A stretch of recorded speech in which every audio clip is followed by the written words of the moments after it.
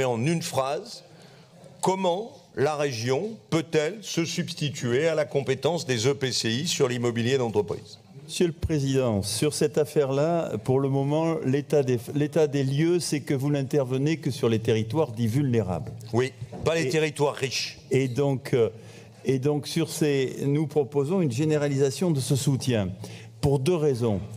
Une première raison, c'est l'équité territoriale.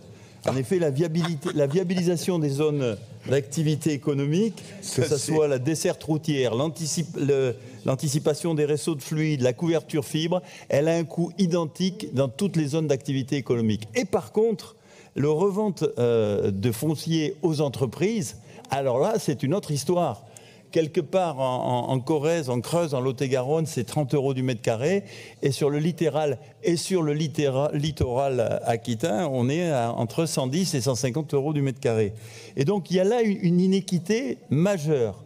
Ça fait plusieurs fois qu'on vous le dit. Et entendez les territoires qui encore une fois, vous le disent. Mais il y a aussi quelque chose que vous ne voyez pas dans cette affaire, ou en quoi qui n'est pas dit. Ces zones d'activité économique, c'est la meilleure manière de faire de l'économie à la fois propre au niveau d'un certain nombre d'enjeux. Je veux parler du traitement des eaux, du traitement des déchets.